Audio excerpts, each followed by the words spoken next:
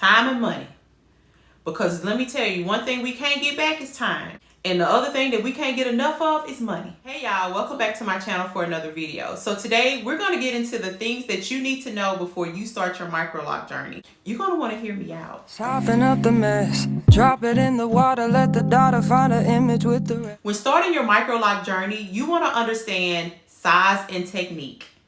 Size and technique are very important, and here's why. There are several ways that you can start your journey. You can do microlocks by starting out with braids, 2-strand twists, or interlocking. You can do loose ends, or you can have your hair braided or 2-strand twist all the way to the very end. There's a range of techniques that you can use when you are going into your microlock journey. In addition to that, your grid is not specific, right? There's not a certain grid that you have to use when you are starting your microlocks. Some people have no grid. Some people mimic the grid of sister locks. But think about those things when you are starting your microlock journey. In addition to that, you want to understand the size, because size matter. So if you have fine, low density hair like myself, you want to make sure that you're not getting the smallest possible microlock. Okay, girl, you might want to be trying to get a medium, which is what I was going for. And mine did turn out a little bit smaller than what I wanted, but hey, here we are. And the reason you want to take that into consideration is because as your microlocks grow and they get weight on them, it's going to begin to pull at the root. So what will probably happen if you get them too small is you'll see thinning, or the lock itself may just snap off. That's not what we want. And when I started this journey, I started it because I wanted something that was low maintenance and low manipulation. So I didn't want something like when I was a loose natural and I was going to get box braids and I had these braids pulling at my edges, and now, you know, the edges are thinning, honey. I'm trying to find something to preserve the edges, okay?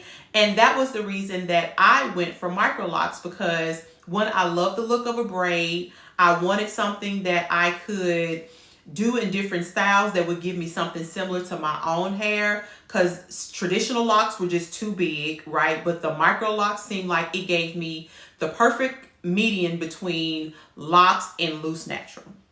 Make sure that you are thinking through the size of your locks and the technique that you're going to use, because it determines what your hair looks like as you're going through the phases. So make sure you are following people that can give you a true representation of what your hair may look like now.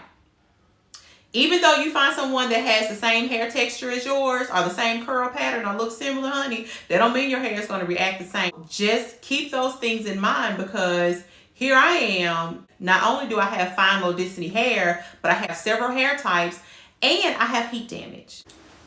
Now let's talk about maintenance. Maintenance is twofold. Maintenance is time and money, okay? One thing we can't get back is time. And the other thing that we can't get enough of is money. So let's talk about it when we're talking about microlocks maintenance. So when I went into this journey, I had already predetermined how often I was going to have my hair retied. This was before meeting with my loctician. This was even after my install. My loctician told me after my install that I would come in about 4 weeks. We would assess the growth rate of my hair and we would go from there. Well, I had already told myself I'm getting my locks done every 8 weeks. I already knew what she charged. I had already budgeted for the year, okay? So I knew how much going in, how much I would be out of.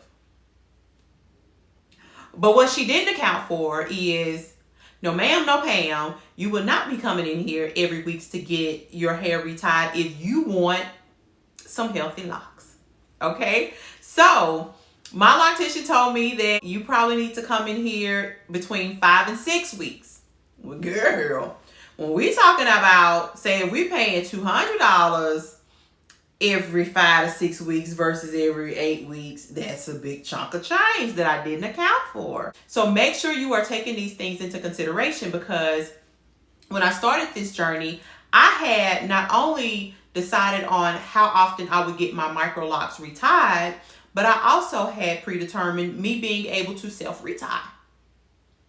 Until your girl had to self-retie. And then she quickly realized, honey, she don't have the time or the muscle strength that it takes to self-retie her own hair. I'm just not there yet. So make sure, hear me, honey. Ooh, girl, I wasn't ready for it. So make sure you take this stuff into consideration before you start your microlock journey, because if you are going to self-retie, then you need to think about the time it's going to take you to do it yourself and the pain, honey, that you're going to be in to retie your own hair. And if you're going to let someone else do it, girl, you might as well be prepared to come out of the pocket. And depending on the length of time it takes them to retie your hair, okay? Because my first retie took me about 6 hours. The second retie, it took me about 2.5. So again, think about the time that it takes you. Because there was 2 separate people that did it. One person, it took 6 hours. Another person, it took about 2.5 hours. So the time, girl, it can vary. Time and money. Whew. That's a big one.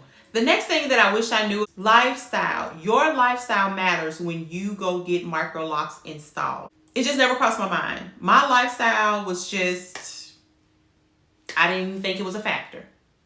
So when I started my Microloc journey, I was inactive. When I say inactive, I didn't exercise regularly. But since then, I've started exercising anywhere from 4 to 5 days a week. And here's what I noticed that happens. I noticed that the friction from me exercising and rubbing across my t-shirt or whatever was causing bunching in the back. Because I caught it early, I was able to kind of self-correct the bunching that I was getting in the back.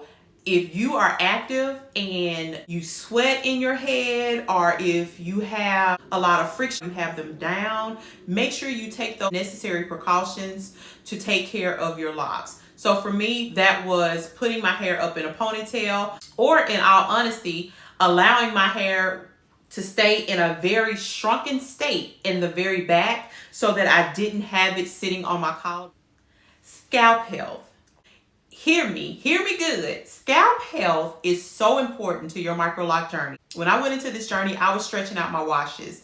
So when I initially got the install, my loctician told me to wait till my first retie before I shampoo my hair. Well, I did a shampoo rinse. But since then, because I've been experiencing so much slippage, I have decided not to shampoo until the next retie. Big mistake. Yes, we want to minimize the slippage, but not at the expense of your scalp. I have really dry scalp. So what I've noticed is across the front, now y'all, this right here is gray hair. That ain't a dry patch, okay? But across the front, my hair was really dry. And I noticed that I had like this, girl, it was so dry, I had like this, it just looked white from dandruff. And I noticed it was one, because I wasn't washing my hair and I wasn't applying oil as much as I was before, because I was trying to minimize slippage. Well, that was the wrong way to go, because if you don't have a healthy scalp, it don't matter about slippage. Okay? So honey, take care of your scalp. Whether that means you go back to your loctician and you have her to shampoo your hair in between reties, or you go and see a dermatologist to help you correct your scalp issues. But certainly extending your shampoos to not have slippage is not the way to go. One of my primary concerns too, aside from not having a healthy scalp, is having dandruff and white residue or white stuff stuck in my locks and I'm unable to get it out later. So make sure you are taking care of your scalp throughout this entire process. Girl, don't neglect the scalp, honey. Wash the hair, okay? Wash it.